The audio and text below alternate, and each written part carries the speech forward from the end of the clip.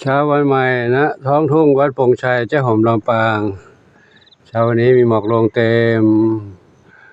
เข้ามาถึงวัดแล้วเดี๋ยวได้ไปเยี่ยมชมภายในวัดกันเนาะภายในวัดเช้านี้ก็มีหมอกลงลงมาภายในวัดเช่นกันนะ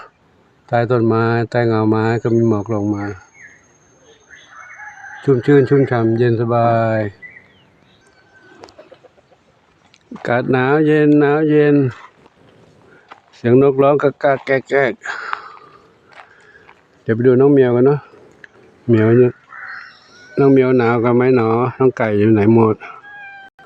ก็มาในบ้านน้องแมวอยู่ทางไหนกันน้องแมวอยู่ทางนี้ได้ยินเสียงแอ๊ะอยู่นู่นบนหลังคาก็มีนั่งเล่นนอนเล่นตรงนี้มีอันนี้ใครเนี่ยว่าน้องมีสุขอยู่กับใครกับบุญสมมีสุขนี่ใครสีลูกสี่นอนกับส้มขาวเล็กอันนี้ท้องอ่อนจินตลาไม่นอนกับนวรัตน์เหรอจินตลาอยู่นี่นวรัตน์อยู่นอนกับทองเล็กนวรัตน์นอนกับทองเล็กตรงนี้นวรัตน์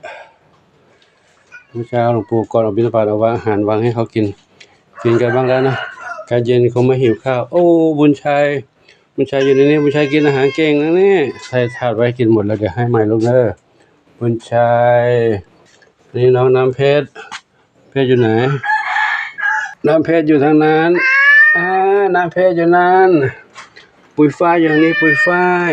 ยอยู่นี้ยังไม่ออกลูกเลยเดี๋ยวปู่จัดอาหารให้แล้วเดี๋ยวแบบสายดีได้ก่อนก็ออกไปนั่งปู่พาไปเดินเล่นแบบเมื่อวานนะลูกนะปุยฝ้ายน้ำเพชรอยู่นี่นะพรุ่งนี้ไปทำหมันแล้วนะพรุ่งนี้ลูกเนอะพรุ่งนี้ไปทำหมันเนาะ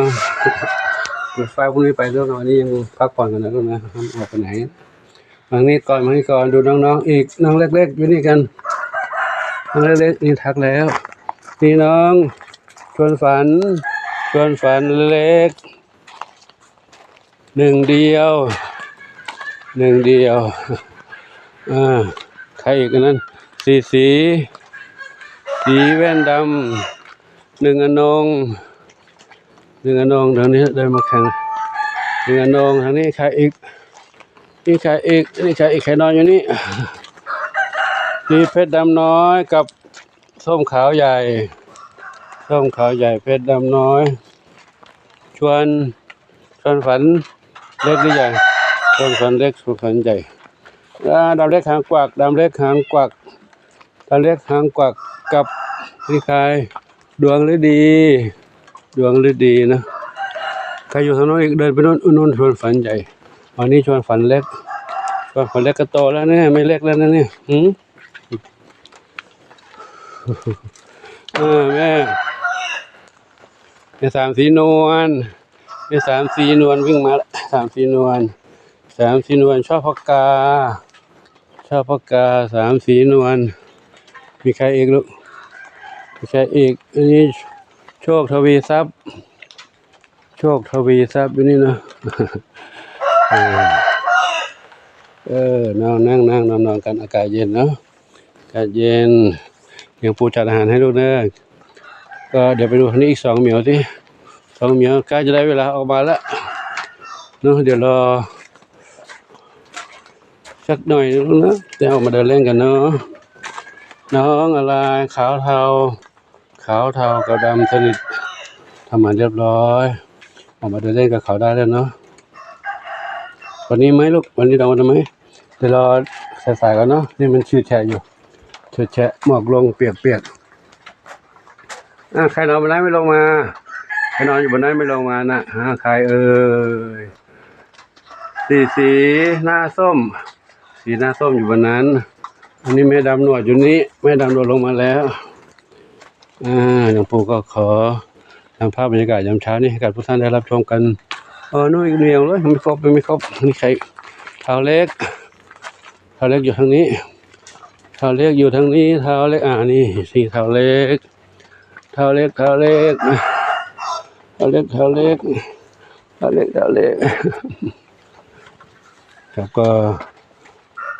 ขอให้ทุกท่านได้รับชมกันไว้เพียงเท่านี้ก่อนเนาะขออนุโมทนาสาธุความบุญกุศลทั้งหลายจงเป็นเพราะปัจจัยนำข้าชูให้ทุกคนทุกท่านพบความสุขความเจริญมีความสุขกายสุขใจ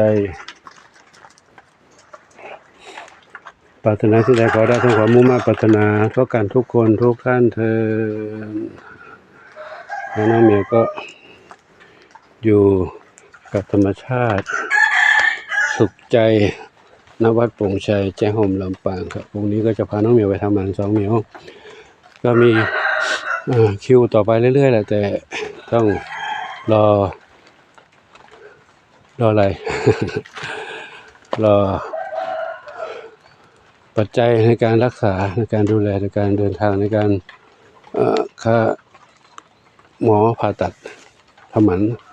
ถ้าเราไม่พร้อมนัดหมอไว้ก็ไม่ได้เราไม่มีปัจจัยถ้าหมอนัดเราไม่มีปัจจัยแล้วก็ไปไม่ได้เหมือนกันต้องทุกอย่างต้องพร้อมเพียงทุกอย่างนะตอนนี้ก็มีรออยู่อีกหลายเหมียวอยู่นะจะค่อยรอพร้อมแล้วก็ไปก็ได้ไม่เป็นไรเนาะตามนั้นแหละก็คงจะยังไม่มีการผสมพันธุ์ยังไม่ท้องเพราะตัวผู้ที่ไปหมดแล้วเหลือตัวเมียตัวผู้ก็ยังมีอยู่แต่ยังไม่ถึงวัยที่จะต้องผสมพันธุ์กันครับก็เดี๋ยวขอยุติไว้ที่นี่ก่อนเนาะเดี๋ยวจัดอาหารให้น้องเหมียวได้กินกันก่อนขออนุโมทนาสาธุอายุวันโนสุขังพลัง